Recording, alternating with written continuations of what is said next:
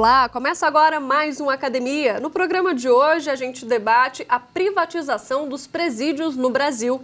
Quem apresenta a dissertação para a gente é o mestre em Direito, José Arruda. A privatização de presídios e sua incompatibilidade com o Estado Democrático de Direito, a ressocialização irrefletida. Dissertação apresentada ao programa de pós-graduação em Direito da Universidade Federal do Pará, como exigência para a obtenção do título de mestre na área de concentração em Direitos Humanos, sob a orientação do professor doutor Marcos Alan de Melo Gomes. E para o debate estão aqui com a gente o doutorando em Direito Constitucional Ademar Borges e o especialista em Ciências Criminais e Direitos Humanos João Felipe de Carvalho. Obrigada, João Felipe, pela sua presença aqui no Academia. Eu que agradeço, Mariana. Obrigada, Ademar. A honra é minha. Bom, então vamos entender melhor o assunto da dissertação? Confira um rápido resumo agora. A pesquisa analisou a privatização de presídios no Brasil, considerando a ressocialização dos criminosos como um dos principais argumentos que justificam a implantação deste modelo alternativo de gestão prisional por intermédio de parcerias público-privadas. José, agradeço também a sua presença aqui. Muito obrigada. Uma satisfação. Bom, e um assunto tão interessante que a gente traz e atual também, né? Privatização de presídios. Por que a escolha do tema? Bom, nós sabemos que a população carcerária no Brasil, ela nos últimos 25 anos aumentou substancialmente. Nós passamos de 90 mil para mais de 600 mil presos no país. E isso trouxe uma série de dificuldades, porque o Estado não construiu vagas para atender essa demanda muito crescente. É tão verdade que hoje estamos aí com um déficit de vagas superior a 200 mil presos no país. Isso levou ao sucateamento do sistema. Como defensor público, eu tive a oportunidade de conhecer a realidade de vários estados da federação e pude constatar que em todos eles há exatamente a mesma situação. São presídios sem estrutura alguma, são presídios superlotados em que impera ali a violência, o tráfico de entorpecentes e a morte. São presídios que não conseguem de forma alguma cumprir aquelas missões que estão previstas na Lei de Execução Penal. A partir daí, cria-se um movimento de solucionar essa dificuldade. E surgem ideias de terceirização de determinados serviços, como limpeza e alimentação. Que isso já acontece. Isso já acontece desde o final da década de 90, mas atualmente o discurso de privatização ele ganha corpo. Existe, inclusive, uma experiência no estado de Minas Gerais, no complexo de Ribeirão das Neves, que foi inaugurado em janeiro de 2013, onde nós temos ali a primeira parceria público-privada para a construção e gestão de presídios. E quais são as mudanças? O que o senhor percebeu nesse estudo do presídio que é privatizado e do que é da União? Daí a necessidade de se fazer uma pesquisa para exatamente se chegar a uma conclusão se esse modelo alternativo de gestão prisional é compatível ou não com o Estado Democrático de Direito que a nossa Constituição prevê. Nós fizemos um trabalho, primeiro, um trabalho de pesquisa bibliográfica, um trabalho onde tivemos oportunidade de pavimentar um caminho para chegar a uma conclusão mais segura desta pesquisa e também fizemos uma pesquisa de campo no próprio presídio, onde pudemos constatar exatamente aquilo que a gente concluiu ao final. Era isso que eu ia te perguntar, qual foi a sua percepção, já que você foi até lá? Bom, no presídio privado, o primeiro contato ele é muito, digamos assim, positivo. Você encontra instalações adequadas, você encontra ali o trabalho ofertado para uma grande quantidade de presos e você também encontra, digamos assim, um modelo que pode favorecer a pretensa ressocialização. No entanto, o que a gente vê na prática é que esse modelo ele não deve se sustentar em função de ter uma série de inconstitucionalidades e incompatibilidade com o que a nossa Constituição recomenda. Entendi. Bom, você citou também bibliografia, a gente separou 3 livros indicados por você, vamos conferir agora quais são. Em Busca das Penas Perdidas, de Eugênio Raul Zaffaroni, editora Revan. Punir os Pobres, de Loa Quaquant, editora Revan. Direito e Razão, Teoria do Garantismo Penal, de Luigi Ferrajoli, editora Revista dos Tribunais. José, por que então a escolha desses 3 livros? Bom, Nós procuramos buscar uma bibliografia muito extensa, né? Nós utilizamos autores de criminologia crítica, não é? Mas também procuramos usar outros autores para dar uma legitimidade maior à nossa pesquisa. Utilizamos o professor Eugênio Zaffaroni, porque ele trabalha com a deslegitimação do sistema e os discursos oficiais que são colocados para justificar a manutenção de um sistema punitivo, de um direito penal. E para demonstrar que esses discursos eles vão se alterando com o tempo. Nós sabemos que a privatização de presídios ela está sendo muito ressaltada em função desse potencial ressocializador. Mas a mesma ressocialização, que é tida como um dos motes para a implementação desse modelo, ela é muito criticada, porque é mais um discurso que se faz para legitimar agora a transferência dessa atividade do Estado para o particular.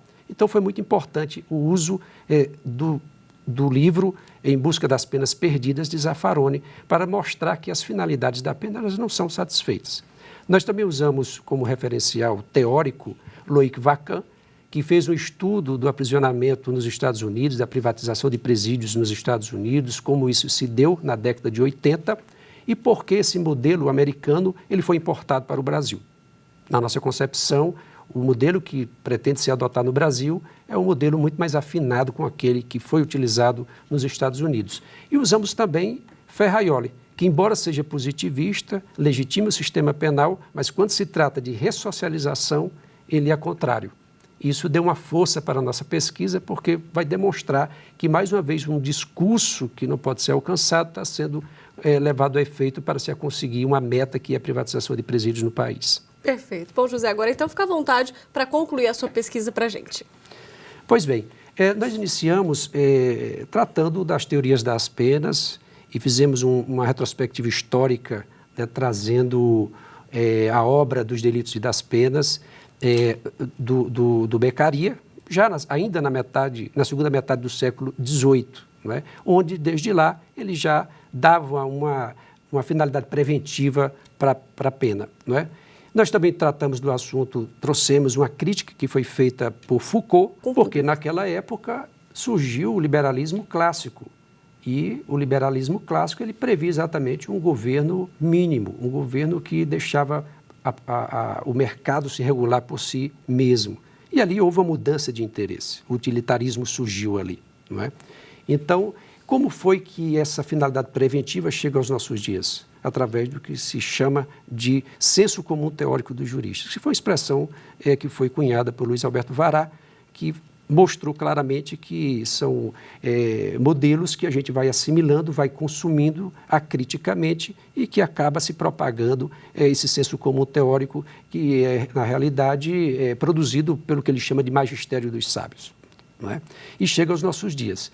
Com essa concepção, nós passamos a analisar a deslegitimação do sistema, né, e verificar que esse processo de privatização, ele se inicia nos Estados Unidos, ele foi tirado como paradigma dos Estados Unidos, que com a retração do Estado-providência houve um aumento do Estado policial, do Estado penal, houve um crescente aprisionamento em função disso, e a sociedade americana ela não convivia bem com a ideia de alocar recursos públicos para esse setor.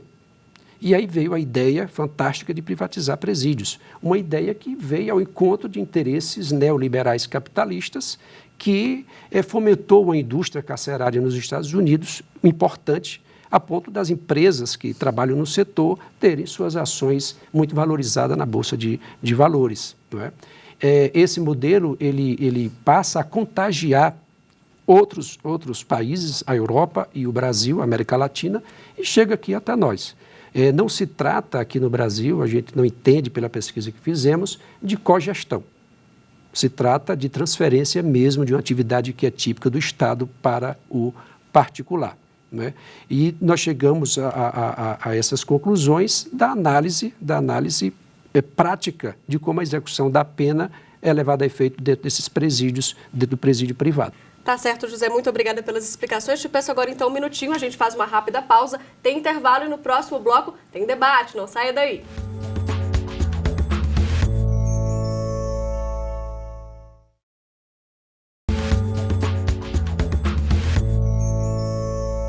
Estamos de volta agora para debater a privatização dos presídios no Brasil. Quem vai indagar, o José, que está aqui ao meu lado, é o João Felipe e o Ademar Borges. Por gentileza, Ademar. Em primeiro lugar, a gente vê que o discurso oficial em relação a esse tema trata como um dado inexorável o aumento exponencial do número de presos. Digamos assim, o discurso oficial é no sentido de que, como o aumento do número de presos é uma realidade indeclinável e que não pode ser combatida de outra forma, então o Estado tem que tirar alguma solução para lidar com essa superpopulação nos presídios brasileiros. Essa é uma premissa que todos nós sabemos que é falsa, porque é uma escolha do Estado a quantidade de presos que nós teremos e a política criminal que nós devemos, de algum modo, perseguir. Mas o fato é o seguinte, é que esse é um dado que é tirado pelo discurso oficial como indeclinável, inexorável, e eu queria ouvir a sua percepção sobre isso. Se a privatização é um modo adequado de lidar com a superpopulação nos presídios, e se, na verdade, nós não deveríamos ir às raízes do problema antes de lidar com esse problema específico do modo de execução das penas. Agradeço, doutor Ademar, pela pergunta, muito pertinente, e também pela colocação feita. De fato, o crescente aumento da população carcerária ele é uma política criminal que foi adotada desde a década de 90, com a Lei de Crimes Hediondos, de lá para cá, a inflação legislativa penal tem levado para os presídios uma quantidade muito grande de pessoas, não é? E, de fato, as medidas alternativas à prisão, elas nunca foram implementadas no país. E também a gente percebe claramente que esse discurso que a solução seria privatizar os presídios a fim de compatibilizar o número de vagas com a população carcerária, isso não vai resolver o problema. Nós vamos ter cada vez mais presídios privados e uma crescente população carcerária, porque a privatização de presídios, como é um negócio, ela exige pessoas presas para que seja mantido. A lógica do lucro, ela vai continuar ali como fator determinante na economia neoliberal capitalista. Não é? Então, não se pode pensar que a privatização vai trazer, de fato, uma resposta adequada para a população prisional brasileira. Não é? Que, claro, que com o sucateamento do sistema em função da superlotação, os direitos da lei de execução penal não podem ser implementados. Isso incide na segurança pública na medida em que há um alto índice de reincidência. Não é? Então, o Estado ele precisa de políticas de administração penitenciária que é possível que sejam realizadas através da qualificação das pessoas para trabalhar no setor e, por outro lado, políticas criminais desencarceradoras, né, que são perfeitamente viáveis e são mais baratas. O custo é muito menor para o Estado. Passo a palavra, então, para o João Felipe, por favor. Muito bom o trabalho, né? A base teórica dele é muito bom e a relevância prática desse trabalho também é muito importante e atual, né? Já que se cogita hoje fazer a implementação do sistema penitenciário privatizado em cópia ao sistema norte-americano, né? Eu queria saber de você, doutor, porque existe uma grande corrente que vai contra essa questão da privatização do presídio. E existe também a corrente a favor da privatização do presídio. O senhor, pelos trabalhos que o senhor fez e a conclusão que o senhor chegou, o senhor viu que não é viável e não é compatível com a Constituição Federal a privatização. Ocorre que quem defende a privatização fala que é um modelo de gestão de cárcere que vai profissionalizar mais o interno, o preso. A essas pessoas que defendem a privatização do presídio em razão da melhor profissionalização do interno, qual é a resposta que o senhor dá para essas pessoas que defendem essa corrente? Muito importante a sua pergunta, doutor João.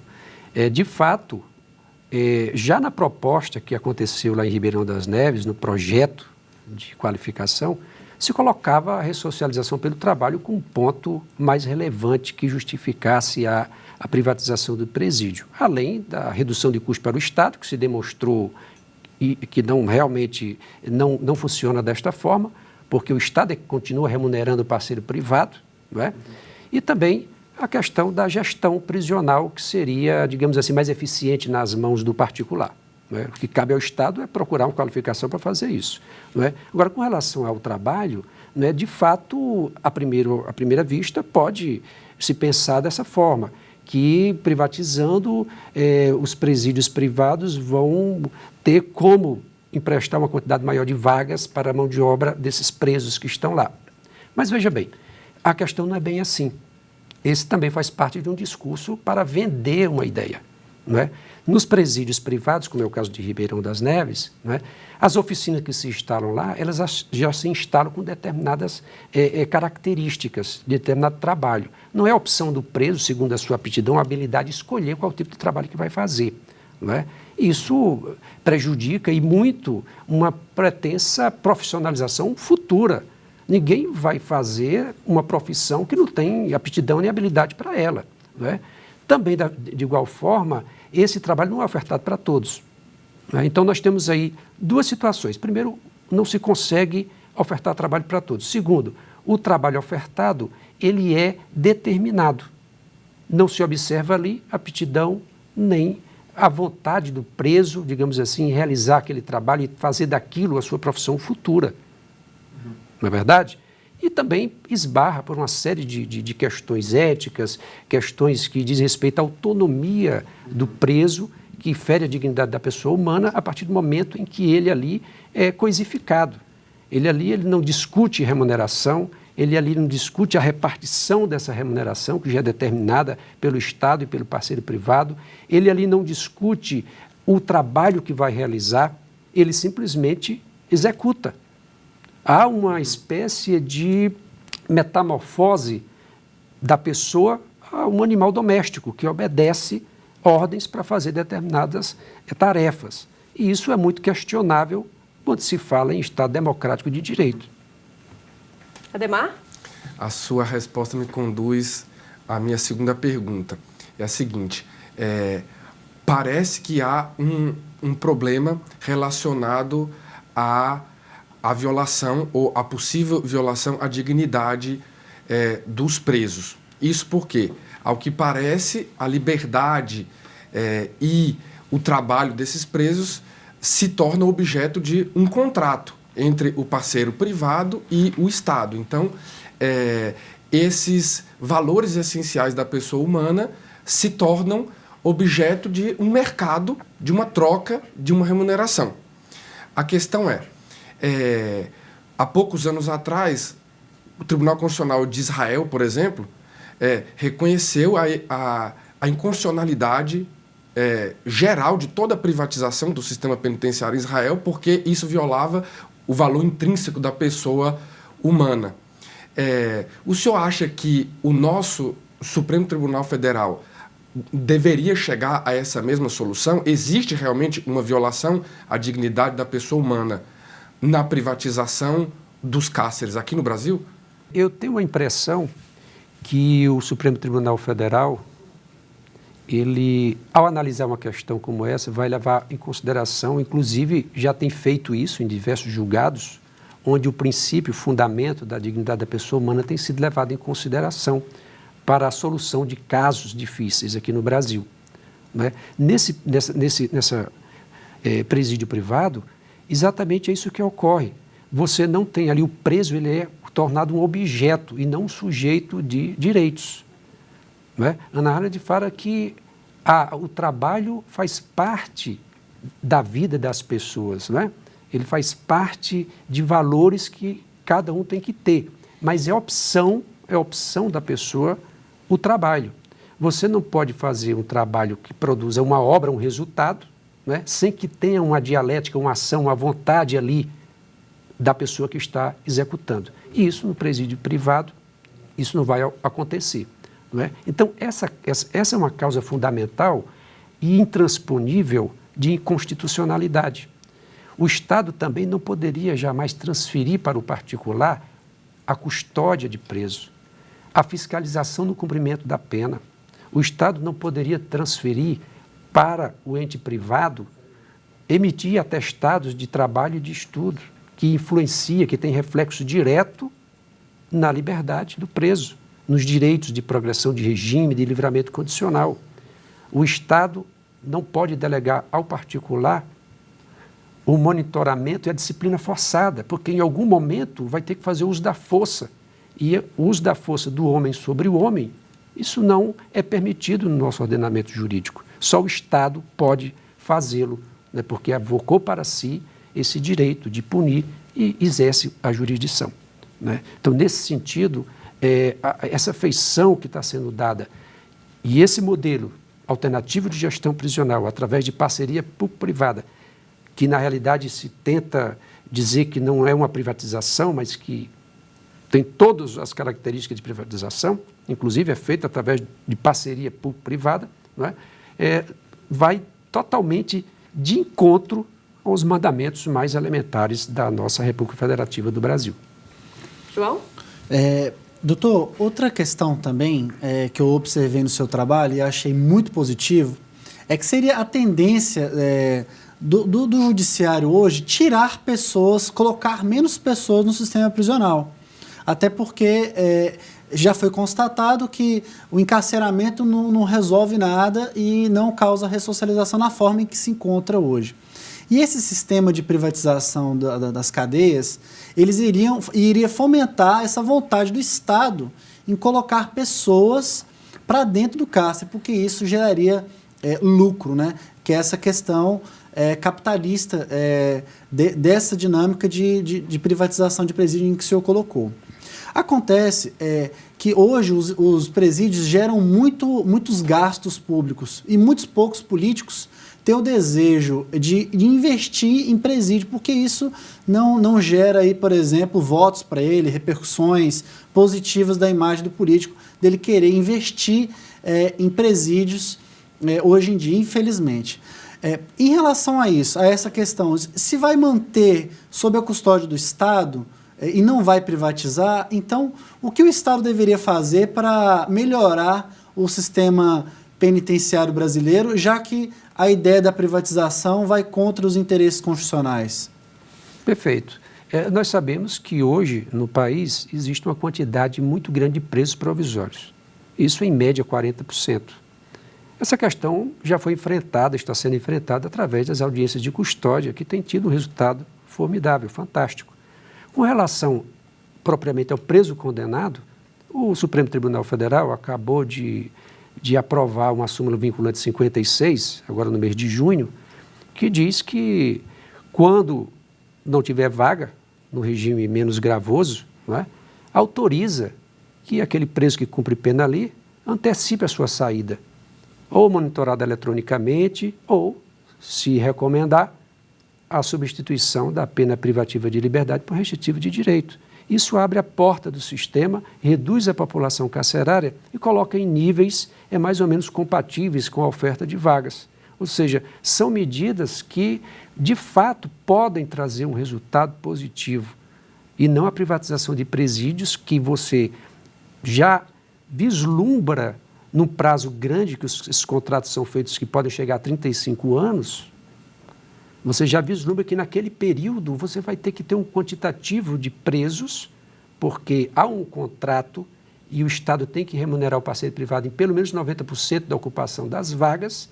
Isso é contrário ao ideal ressocializador. Nós não estamos pensando aí, então, de que vamos combater a criminalidade, que vamos combater a violência e reduzir o crime.